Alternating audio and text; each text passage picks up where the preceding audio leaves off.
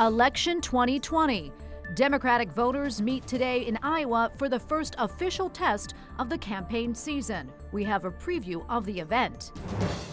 Final round for the impeachment trial. Both sides give their closing arguments in the case against President Donald Trump.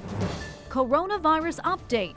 China opens a new hospital built in less than 10 days to contain the rapidly spreading virus and its escalating impact.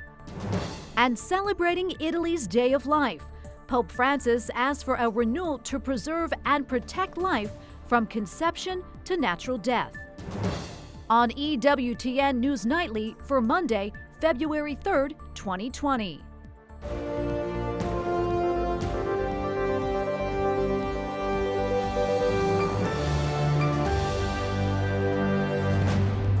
Good evening and thanks for joining us tonight. I'm Tracy Sable. The 2020 presidential election officially kicks off tonight with the first votes cast in the Iowa caucuses. Candidates campaign hard in the state and they are making one last big push in the hours leading up to the caucuses.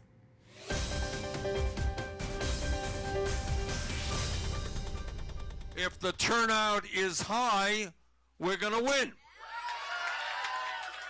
So our job together is to create the highest turnout in the history of the Iowa caucus. Thank you all very much. Bernie Sanders and his Democratic rivals making one final lap around Iowa, rallying the faithful and working feverishly to win over the undecided in their closing arguments to voters. You let only a certain bunch of us out of the gate. We don't all get through the gate. We don't all get to move beyond where we've been, and it really matters. It really matters what you do. Joe Biden downplaying his chances of winning, telling supporters yesterday he believes the race is a toss-up as the voting finally begins tonight in the Democratic nominating contest. On an unseasonably warm winter day, voters lining up to catch one more glimpse of the candidates as they deliver their own distinctive sales pitches on electability. We've got to make absolutely sure that we win in November. So much depends on it. Our number one job is to beat Donald Trump. Women win. Let's get this done. One of your jobs is to look at how we're going to win in the general. That is your job. The outcome of the Iowa caucuses will start but hardly finish the debate. Many voters have been slow to decide and are still open to changing their minds as they keep searching to find the strongest candidate to challenge President Trump. Val Dudley listened to her top candidates one last time, saying she's torn. Amy and Pete. Is it a gut feeling at the end of the day, or how do you make up your mind? I think it is kind of a gut feeling. She believes Sanders is closing strong and said that concerns her. I'd support Bernie if he was our candidate. However, I think he's a little wild. I think he's a little too out there to get some of the undecided people. Joining me now from Des Moines is journalist David Smith. He is in Iowa covering tonight's caucus. David, thanks so much for joining us. We appreciate it. Thank you. Well, I know today is the big day. The candidates were out over the weekend, each one making the case for why he or she should be the Democratic nominee. Can you tell us what the mood is like there in Iowa? There's great excitement. Iowa gets the spotlight every 4 years. This is always a huge political moment. And for Democrats, I think the stakes are even higher than normal, a point Joe Biden was making at his rally yesterday, because, of course, the incumbent is Donald Trump, hugely unpopular on the Democratic side. So you can feel the energy here, the determination to try and defeat him in November, but also some anxiety among Democrats. Are they going to make the right choice and choose the best candidate to do that? So we've heard a lot about electability. Yesterday I was at rallies for Pete Buttigieg and Biden, and they were both certainly making the case that they are best positioned to defeat Donald Trump. But obviously there's a long way to go after Iowa to determine that. David, can you explain to our viewers who may not be familiar how the caucus process works? It's complicated. First of all, it's worth remembering there's also caucuses tonight on the Republican side, where Donald Trump does face two challengers, but will cruise through. It's very uncompetitive, and that's just a fairly straightforward secret ballot. But on the Democratic side, where all the attention is, people literally gather in a room. It's like a community meeting, a neighborhood meeting, and they actually go and stand in a part of the room that's allocated to their candidate.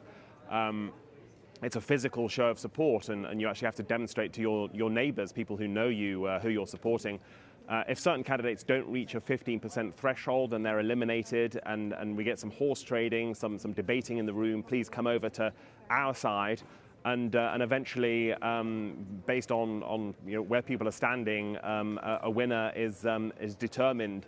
And so we are potentially expecting tonight not a lot of clarity. It could get messy in terms of who gets the first choices, who gets the second allocation, how delegates are allocated. So don't necessarily expect a clean-cut winner. How important is a strong showing tonight for the candidates' political momentum? It's tremendously important. History has shown, there's a phrase, there are 3 tickets out of Iowa. Just very occasionally, the candidate who's finished 4th has managed to go on to claim the nomination. But really, if you're not in the top 3, you're in big trouble. That's why candidates spend a year or more campaigning here. They know it gives them tremendous momentum heading into the first primary in New Hampshire and then other states. And right now, it seems to be a lot of momentum for Senator Bernie Sanders of Vermont.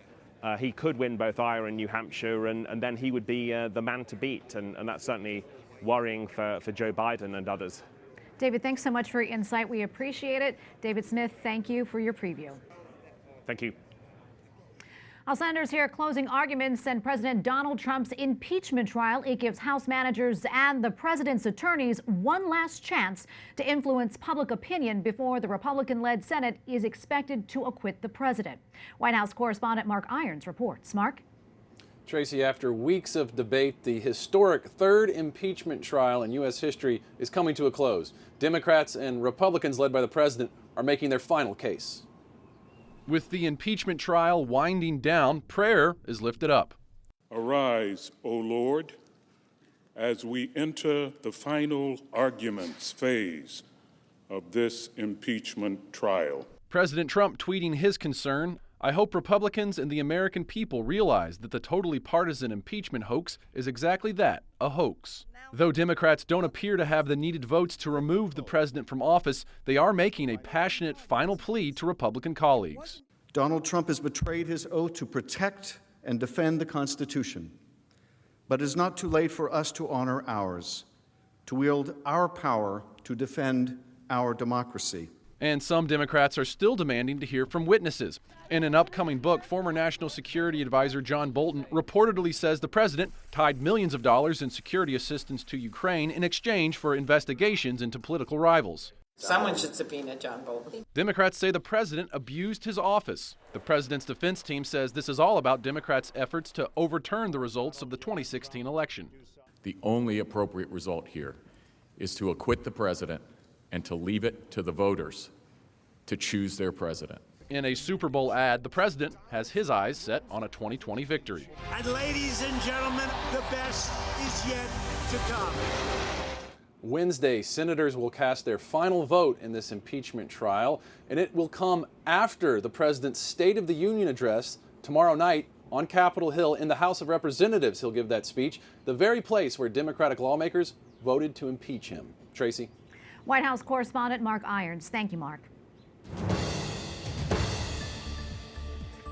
While China raises the number of people killed from the deadly coronavirus to over 360 and confirms there are now over 17,000 cases. China has now opened a brand new hospital built in only 10 days just outside of the center of Wuhan. The Chinese government is restricting people from traveling as it tries to contain the spread of the virus, and more countries are banning travelers from China.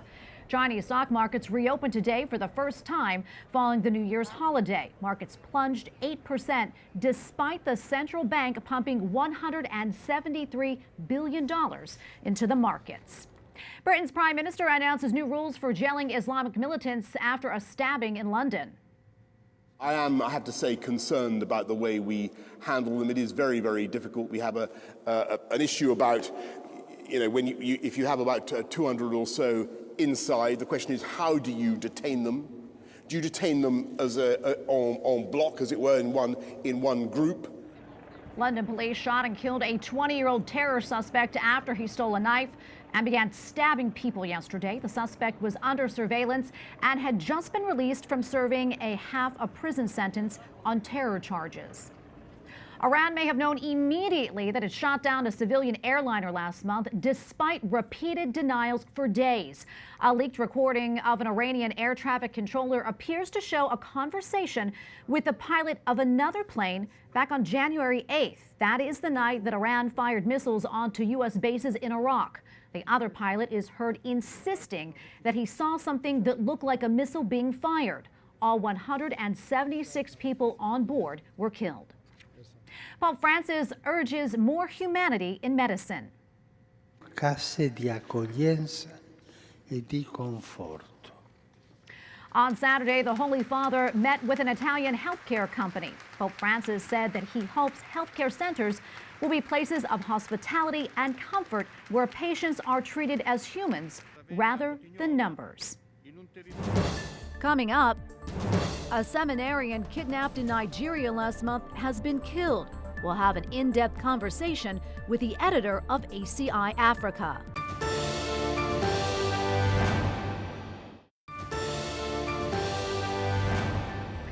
One of 4 seminarians kidnapped last month in Nigeria has been killed reportedly by his abductors.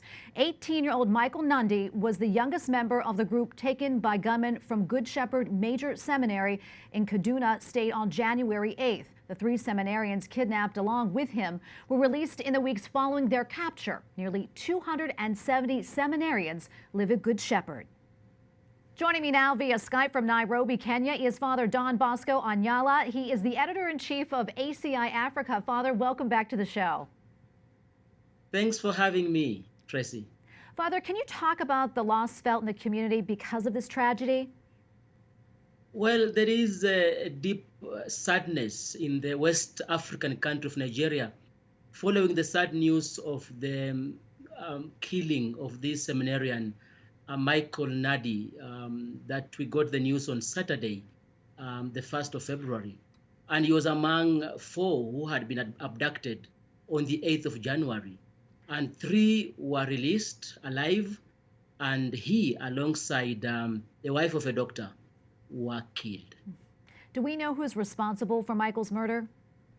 Well, the abductors were camouflaged in military attire. They seem to be linked to Boko Haram, the jihadist movement that is causing a lot of trouble to West Africa. So Nigeria is just one of the countries, but actually the challenge is the entire of West Africa. Can we talk about the other seminarians and an update on them since they've been released?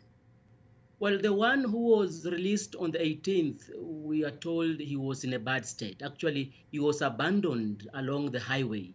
And when he was rescued by passers-by, he was taken to the ICU. And so he has been receiving treatment since then, the 18th of January. The other 2 seem to have been okay. They seem to have been okay. But before then, there was, we received reports about discussions with their respective families asking for ransom for their rescue. It is possible that Michael, who is an orphan, raised up by the grandmother, might not have had the ransom needed by the abductors. In fact, the latest I got from contacts in Nigeria indicate that the abductors were asking for 40 million naira, equivalent to about 110,000 US dollars, a large sum of money for any family. Can you talk about the seminary? I'm sorry, Father. Can you talk about the seminary, where it's located and how dangerous it is there? Well, it is located in a state called Kaduna in the northeast of Nigeria, and is prone to this kind of attacks. So the seminary was just one of the places, but even the police posts there, health facilities, it seems that nobody is really safe. And before this abduction of seminarians, they had been targeting also priests. So it's an area prone for abductors. Yeah, I know security needs for Christians appear to be great in Nigeria. What's the government doing about that? That is the elephant in the room. There are sources telling us that actually the government seems to be knowing about these kidnappings, and not much is being done. Last week, the president ordered airstrikes on these vast forests. But there are people who are saying that actually there are people within the government that are responsible for this, or they are funding it.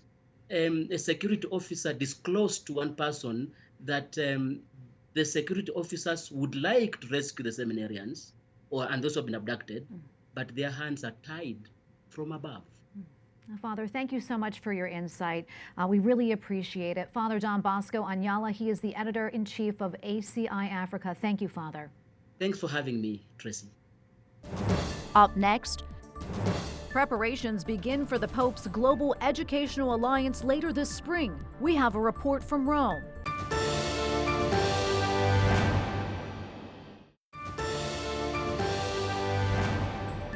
Pope Francis reminds the faithful to guard and protect human life from the beginning until its natural end. Contrastare ogni forma di violazione della dignità. He made the comments after yesterday's Angelus prayer, noting the church in Italy's celebration of the Day for Life. Yesterday also marked the church's celebration of the World Day of Consecrated Life. A conference at the Vatican this week is preparing for the Global Educational Alliance. Last year, Pope Francis launched this global event to renew the passion for a more open and inclusive education worldwide. Edward Penton, Rome correspondent for EWTN's National Catholic Register, joins us now. Ed, thanks for joining us. Good to be with you, Tracy. Ed, can you tell us what the Global Educational Alliance is? Yes, well, this is really a program to examine new ways of helping education to become more humane, equitable and relevant. And it's part of the Global Educational Pact, which is going to be signed in May. And it brings together interreligious leaders, scholars, politicians, to really find ways to help what they call create a new universal humanism, or universal solidarity rather, and a new humanism. And this is the overall goals of the pact. It's expected to be signed, as I say, in May, and it's backed also, it seems, by the United Nations and UNESCO. And who's speaking at this Vatican conference? Well, one of the speakers is Jeffrey Sachs, who's a well-known economist, who's quite a frequent visitor to the Vatican now. He's a papal advisor on the environment, and is considered quite an important advisor now, even though he does support population control. So he does, nevertheless, is considered to be of great value in terms of his expertise. And there's also, as I say, a representative from UNESCO and a representative also from Scholars Occurrentes, which is Pope Francis's educational initiative to help students integrate regardless of their belief. And I know there's been some concerns raised about this project. Can you tell us what those concerns are? Yes, well, there's concerns about it being rather too secular. People have said there isn't enough mention of Christ. There isn't, in fact, isn't any mention, it seems, of Christ in this meeting coming up this week at the Pontifical Academy for Sciences. But there's also other criticisms of it too, that it's adopted very much the language of the UN. People say that it's talks about very much sort of the new humanism and fraternity and buzzwords like this, and they feel that that's not really Catholic. And in fact, some people have gone so far as to say that it's seizing the minds of young people to further what they say is a one world religion. Now, proponents, of course, disagree with this, and those who support it say it's a very worthwhile endeavor, and that it actually is aimed at creating education which promotes fraternity, peace and prosperity. How does this fit into Pope Francis's wider vision for education? Well, very much, Tracy, as I said earlier, connected with his Scholars Occurrentes project, because that's all about integrating students regardless of belief and faith. And this is very much doing that. It's trying to sort of break down barriers in education, but at the same time promote it so that it helps alleviate people out of poverty and give them a sense of fraternity. So it's very much in line with Pope Francis's vision, also his vision for the creation and safeguarding creation, and this has very much an emphasis on protecting our common home. Great. Thank you so much, Ed. Edward Penton, Rome correspondent for EWTN's National Catholic Register. Thanks again, Ed. Thank you, Tracy. The Knights of Columbus has announced a major revision to its Longtime initiation ceremonies and for the first time will open them to the public. The group says the changes are in response to a crisis in church membership and wanting the ceremonies to be more appealing to new members. The Knights of Columbus will also be combining the first, second, and third degree ceremonies into one. Well, there is a new head of a review board meant to deal with abuse claims. Suzanne Healy was appointed by the U.S. Bishop Conference President Archbishop Jose Gomez of Los Angeles. She'll begin her term after the bishop's spring meeting in June. Healy has been a member of the National Review Board, which was set up in 2002 after allegations of clergy sexual abuse. And you can read more about Healy and the National Review Board on our sister publication, CatholicNewsAgency.com. And finally tonight, the Kansas City Chiefs and their fans are celebrating their historic win over the San Francisco 49ers in last night's Super Bowl. The Chiefs came from behind and were losing 20-10 with less than 9 minutes left in the game, but they ended winning 31-20 earlier in the game. The Chiefs kicker Harrison Butker, whom we profiled right here on News Nightly for his Catholic faith, scored a 31-yard field goal. Congratulations to them. And we thank you for watching tonight. For the entire EWTN News Nightly team, I'm Tracy Sable. We're back tomorrow with more news from a Catholic perspective. Good night and God bless.